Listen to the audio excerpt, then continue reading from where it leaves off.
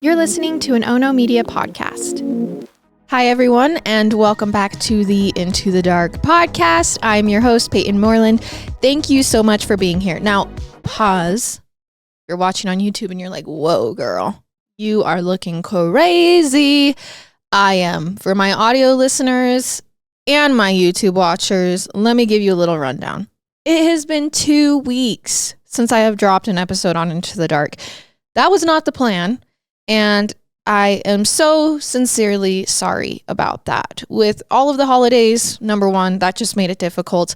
Number two, I tore my meniscus, unable to walk.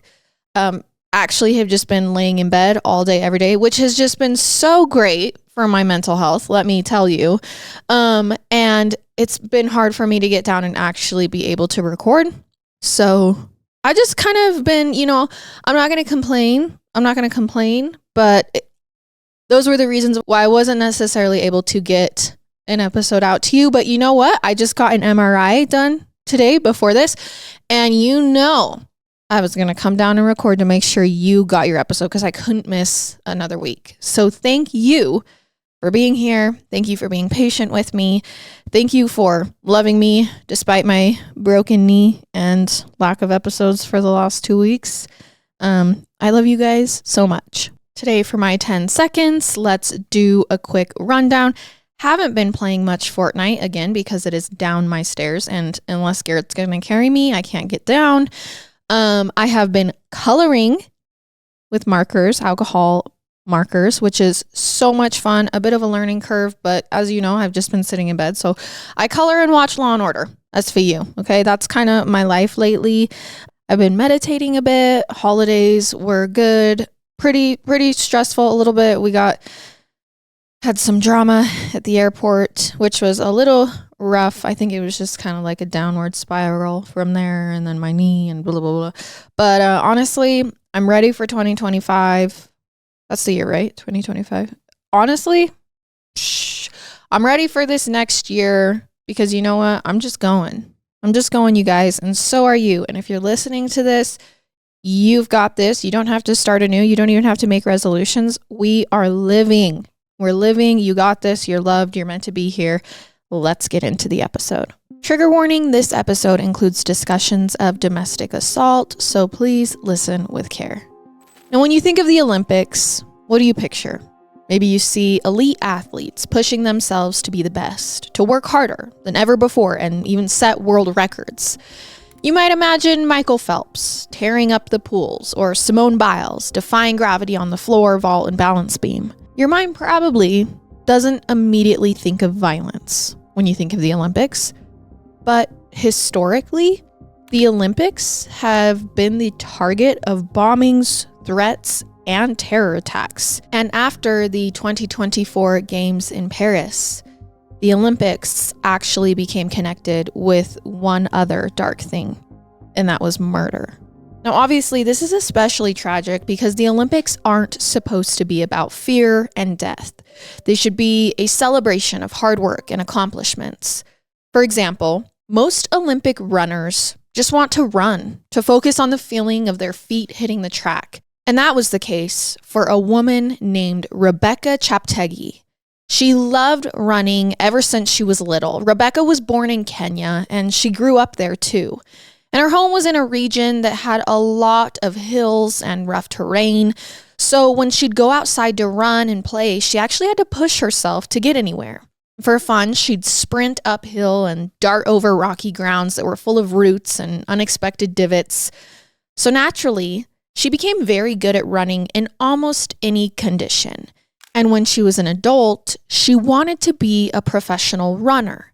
But Kenya, where she was growing up, had a strong track and field program, so there was a lot of competition. Now keep in mind, this nation is a world leader when it comes to running programs. They have some of the best training facilities on earth and some of the best coaches too. But that also means the best of the best go to Kenya to compete as athletes. And even very good runners like Rebecca don't always make the cut. It seemed like no matter how hard she worked and how hard she pushed herself, She just couldn't rise to the top. Now, eventually, she moved to the neighboring country of Uganda, hoping that there would be more opportunities for her there when it comes to running. Even though the facilities and coaches weren't quite as good, she also wouldn't be facing such stiff competition. Rebecca would be able to stand out a little more. So as a new citizen of Uganda, Rebecca enlisted with a military group called the Uganda People's Defense Forces. And somewhere along the way, she got married and had 2 kids as well. But through all of this, her passion was still always for running. And as it turned out, once she got her fresh start in her new country, she proved that she was an elite athlete. In 2010, when Rebecca was just 19 years old, she actually signed up for a major race in Poland and came in 15th place, which is not bad for her first professional run. Now, over the course of the next decade, she only got better and she began racking up wins. In 2022, she was part of a global competition in Thailand. It was called the World Mountain and Trail Running Championship, and she won the entire thing. She took home gold. And then the same thing happened when she ran a marathon in Italy. She won again. And once more that same year, Rebecca competed in the prestigious Abu Dhabi Marathon, and she finished the race in 2 hours, 22 minutes, and 47 seconds. Now, if you're not familiar with marathon running, that is an incredible time. It was actually good enough that with that time and placement, Rebecca qualified to run in the 2024 Olympic Games. So 2 years later, Rebecca did something that many athletes only dream of. She ran in the Paris Olympics with the Ugandan team. It was the first time she ever ran in an Olympic event, but she hoped it wouldn't be the last. There, Rebecca finished the marathon in 2 hours, 32 minutes, and 14 seconds, coming in 44th place. It wasn't quite her best time. It was actually slower than her showing in the race where she qualified for the Olympics. And since she was in 44th place, she certainly didn't take home a medal. But it was still an amazing accomplishment just to make it that far. It's also worth noting that in the 2024 Games, there were 80 marathon runners. So she still had to beat dozens of people to get 44th place. It was a very good showing and something that very few people will ever achieve. Now, as exciting as that all was, Rebecca wanted to keep pushing herself to be even faster and better. So I'm going to back up a little bit. In early 2024, before the Olympics, she decided to buy a new home in Western Kenya, not too far from the Uganda border. Like I mentioned before, Kenya had some of the best facilities and coaches in the world. And by this point, Rebecca had established herself as a Ugandan runner, and she was loyal to her country. She wanted a house right by the border. So it would let her spend lots of time in Uganda and remain part of their culture, but she'd also be able to use those advanced facilities without needing to make a really long commute. Now, also on top of moving for training, Rebecca was also concerned about rising crime and violence in Uganda. She felt like she'd be safer living in Kenya. Remember, she has a family by this point. There was just one problem. Rebecca wasn't able to buy this land on her own in Kenya. She needed help. At one point, while she was in Kenya, she met a man who was willing to assist her. His name is Dixon Diema Marangach. Now, I'll say right now, I'm not sure if Dixon was Rebecca's friend or something more, because most news articles about him called him Rebecca's boyfriend, but her father, Joseph, insisted in one interview that she and Dixon were just friends. After all, Rebecca and her husband were still married. I don't know about their marriage to know if it was a happy one, if it was open, if they were separated, or if she ever felt tempted to cheat. But I do know that she and her husband weren't living together at the time when Rebecca decided to move to Kenya. So it's possible that she and Dixon were romantically involved, but I do also want to respect her father's claims that they were just friends. So regardless of where the truth lies, the important detail here is that Dixon and Rebecca knew each other, and after he begins helping her, they become close. In fact, Rebecca trusted Dixon a lot. So when she needed to buy this land and he said he could help her, she accepted his offer. He seemed like just the person she needed to make everything in her life fall into place. So Dixon helps her, and then Rebecca builds a new house on the land. And then once she moved into it, she got to work getting to know her neighbors. When she wasn't working out at those state-of-the-art training facilities, she was jogging on her street. She'd wave at the people in her neighborhood, all of whom knew her as a famous, accomplished marathon runner. It was honestly sweet that this amazing celebrity would just go jogging down the street saying hi to people as she passed. Rebecca also had a garden and a chicken coop. She had fresh eggs every day. Whenever she had extra produce, she'd give it to the woman who lived next door. I mean, she wasn't just living there, keeping to herself. Rebecca was building a community and creating a space for herself within it. Her daughters, who were now 9 and 11 years old, stayed with her. And for reasons that aren't entirely clear to me, like I said, her husband was still living back in Uganda. So at this point in Kenya, it's just Rebecca and her 2 girls. And sadly, life for all of them was slowly becoming a little more complicated instead of better once they moved. So a lot of Rebecca's new problems actually had to do with the man who'd helped her buy and build her new home, Dixon. This was supposed to be a push in the right direction. And when Rebecca had first met Dixon, he seemed nice and supportive. Like he just wanted to help her achieve her dreams and take the next step in her career. And he had something over her head, it felt like, by helping her get this land. And as she moved and she got to know him a little bit more, the more controlling Dixon became. He didn't want to let Rebecca make her own decisions about anything, her career, her parenting, her personal life, or even the new house that she was living in. Anytime she'd make a call about the construction plans or the setup, he would just overrule her. Dixon had no reason to have such strong opinions about a house that he wasn't even going to live in, but he seemed to want to make Rebecca feel like he was in charge, not her. For her part, Rebecca was absolutely not okay with letting this man dictate everything that she did. So she pushed back and tried to make sure people listened to her and not him, which Dixon didn't like, of course. And it reached a point where the 2 of them fought every single time they talked. And over time, Dixon actually tried to say, okay, never mind. I own the land that Rebecca was building and living on. He basically told her, Rebecca, you have to do whatever I say or I'm going to take back the property and evict you. So Dixon was actually trying to take away her home just because he didn't like hearing no. And in fairness, I don't know how much of a legal claim he had. A lot of the news reporting says he helped her buy the land, but I don't know exactly what that means. I don't know if he signed any paperwork or put up money or something else. It sounds like the issue wasn't clear-cut to anyone. Dixon and Rebecca were in the process, actually, of trying to set a court date. They both hoped that a judge could sort everything out now that their relationship had turned sour. They clearly were not coming to any kind of agreement on their own. But from the sound of things, Dixon wasn't content to just sit and wait for the wheels of justice to turn. And so he decided to take matters into his own hands. So we're still here in Kenya. Rebecca's training, living on this land, but it's become a huge issue in her life. So specifically, as time went on, Dixon began harassing Rebecca nonstop. Whenever they spoke to one another, he'd threaten her, saying he would kill her and cut her up into pieces. On more than one occasion, he hit her, sometimes beating her.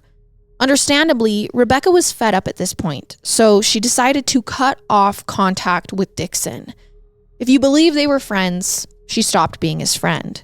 And if you think they were dating, she broke up with him. Whatever the case, Rebecca made it clear that she did not want Dixon to be part of her life anymore, and she wasn't going to move. Still, he didn't leave her alone, even after she set this boundary. The threats and the violent attacks continued. So next, Rebecca and her family all went to law enforcement to file a report on Dixon's behavior. Frustratingly, though, the police didn't really take her complaints seriously. They basically said, hey, we'll look into it, and then that was the end of it. They didn't stop Dixon from bothering Rebecca or even have a firm conversation with him, as near as I can tell. And it's not like Rebecca and her loved ones only went to the police once. Time and time again, they filed reports. And all of those reports went nowhere. This was all very troubling and stressful for Rebecca. She had moved to Kenya with her girls to feel safer and to focus on her career and running. And now she was finding it hard to do both. She certainly did not feel safe, and the ongoing fights with Dixon were distracting her and made it hard to get into the right mindset to train for the Olympics. So she competes in the Olympics. She places 44th, but her coach believed she was capable of doing much better. He had already seen her run the race a lot faster in 2022. Clearly, something stopped her from doing her best in Paris.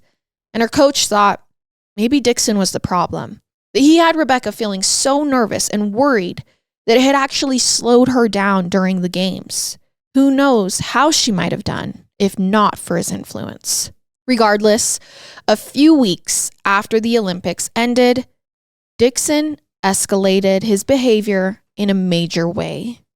On September 1st, 2024, he broke into Rebecca's house at about 2 p.m. Now, at that time, the home was empty. It was a Sunday, and Rebecca was at church with her children. So once Dixon got inside, he just sat and waited for her to get home. Then, when Rebecca made it back with her kids, Dixon picked a fight with her.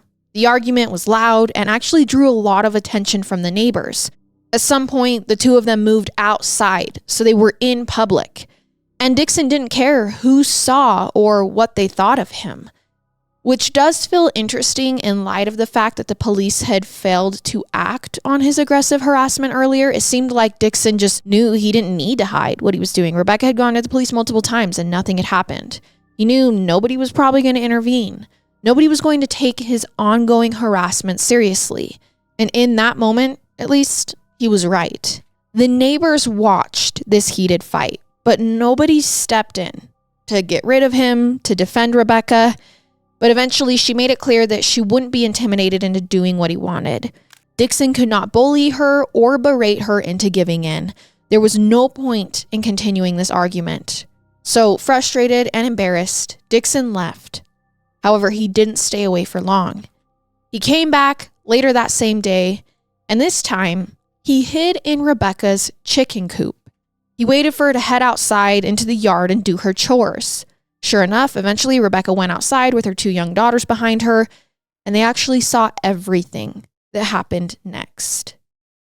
Dixon burst out of the chicken coop and ran straight toward Rebecca. He had a container in his hand, and he upended it on Rebecca, pouring some kind of liquid all over her. Now, she and her daughters had no way of knowing this, but during the short time that Dixon had been away between the earlier fight and now, he'd gone to a gas station, and there he'd bought a container of highly flammable gas. And that's what he was dumping on Rebecca now. And once he had her completely doused in fuel, he set the fuel and Rebecca on fire. He was trying to burn her alive in front of her daughters. As soon as the flames ignited, Rebecca began to scream and run around, trying to put it out herself. Her sister was actually at her house at the time, and she heard the noise and came outside to see what was going on. And right away, the sister saw Rebecca on fire and that Dixon was standing nearby.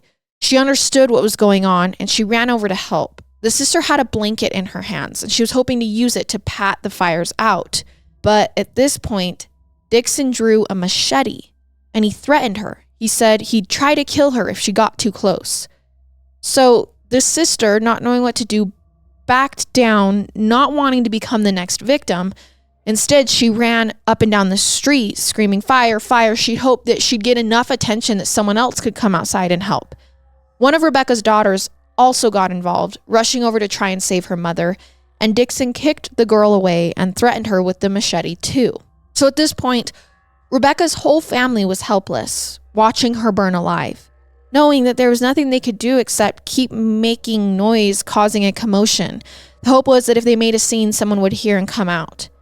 Now, one of Rebecca's neighbors was a woman named Agnes Barabara. That day, she was busy in her house and minding her own business. She hadn't actually watched Rebecca's fight with Dixon earlier, but now she could not ignore the sounds that were coming from outside. There was a lot of screams and people yelling fire. That's when Agnes ran outside and she saw Rebecca running around, engulfed in flames. There were other neighbors there too. I mean, the plan had worked. People were trying to get involved, but they weren't sure what to do. Agnes's first thought was that she had to find water. There wasn't a hose or a bucket or anything useful nearby. So while Agnes was trying to think of a solution, she saw Dixon following Rebecca around and realized that he wasn't helping. He was dumping more gas on her to try to make the fire hotter, more out of control. And again, it's worth keeping in mind that he's doing this out in the open in front of countless witnesses, and he doesn't care. He wanted to kill Rebecca, and he didn't mind everyone knowing he was her murderer. But at one point, when Dixon is dumping out the gas, some of it splashes on him. And since he's standing close to Rebecca, who was still on fire, the flames leapt from her body to his. It took no time at all for the fire to spread across his fuel-soaked clothing. In a matter of seconds, both he and Rebecca were writhing on the ground, screaming as flames burned them. Now, luckily around this time, Agnes and some other neighbors had got their hands on some water, and they were running over to put the fires out. Now, the good news is that no one else in Rebecca's family was hurt, at least not physically. I can only imagine how traumatic it was for her sister and daughters to watch Rebecca burn alive in front of their eyes. But none of them were injured. Nobody else got burnt, and Dixon never used that machete he had been threatening people with. The first responders were able to focus on the most critically hurt people, Rebecca and Dixon. She was rushed to a nearby hospital, but right away the doctors knew that her wounds were too severe for them to handle. She needed more specialized care.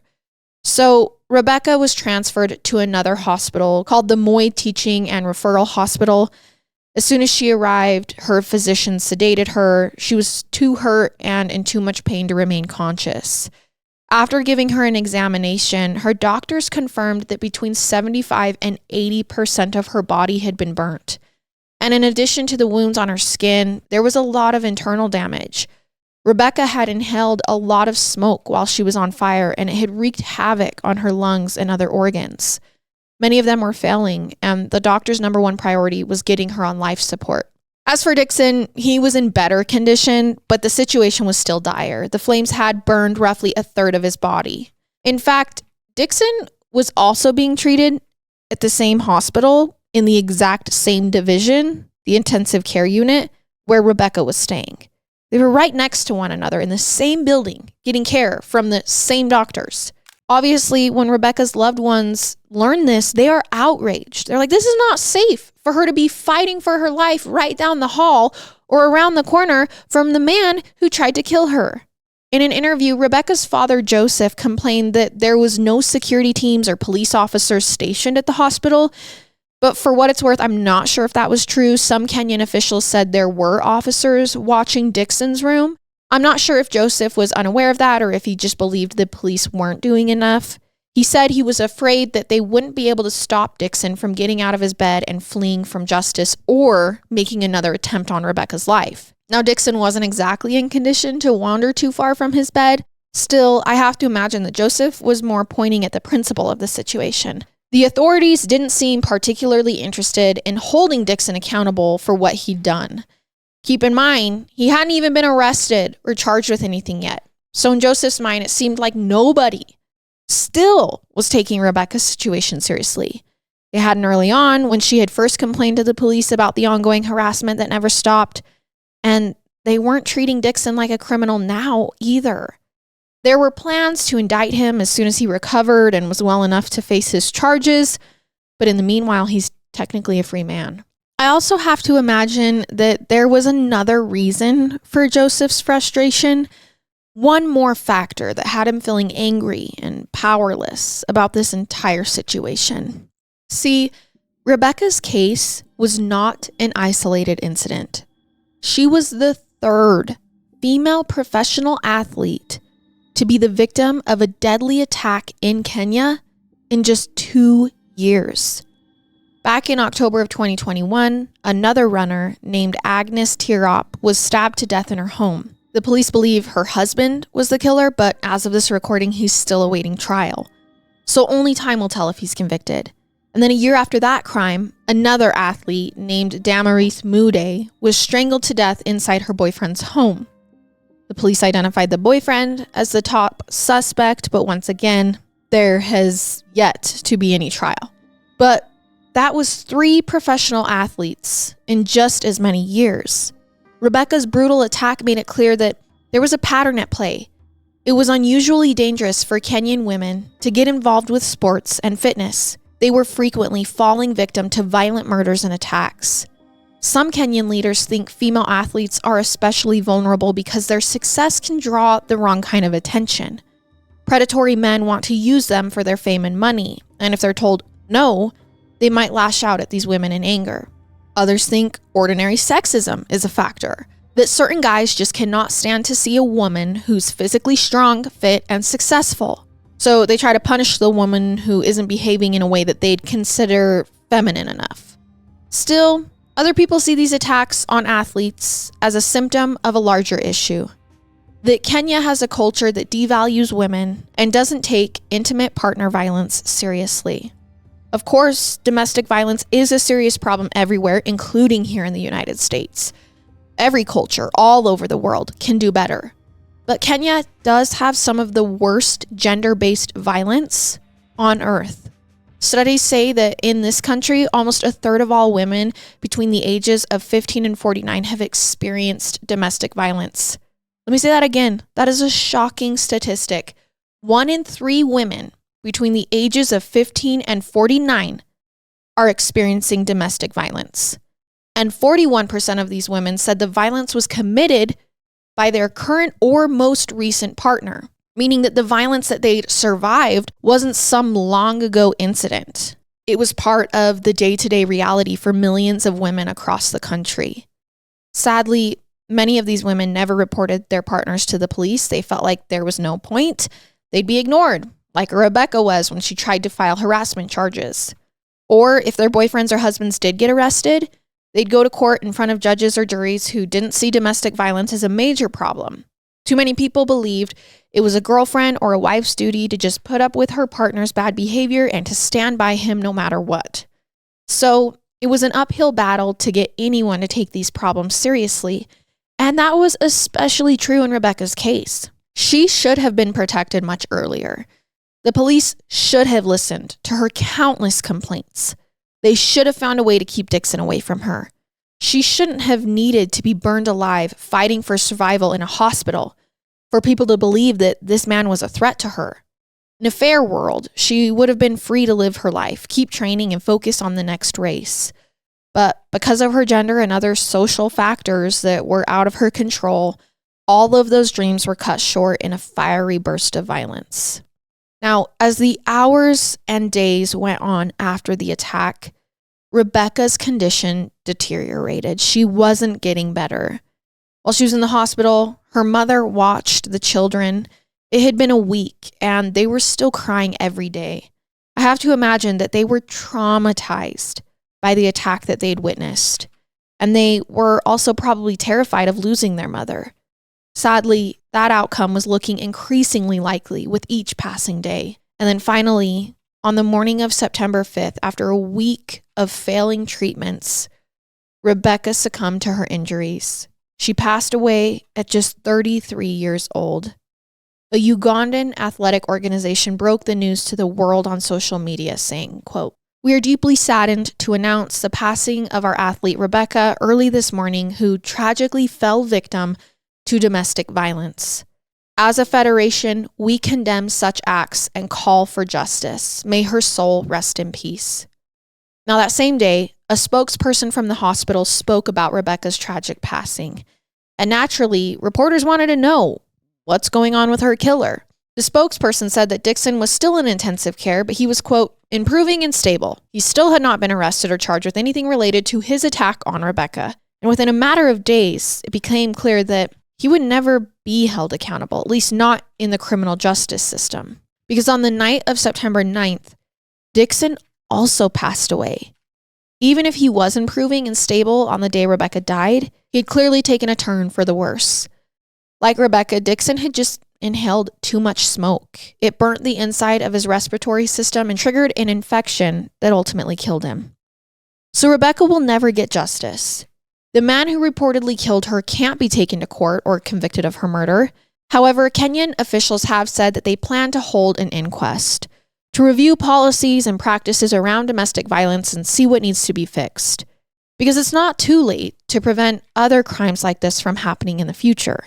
Many activists in both Uganda and Kenya hope that Rebecca's story will inspire change, that people will finally step forward and reframe the conversation around domestic violence.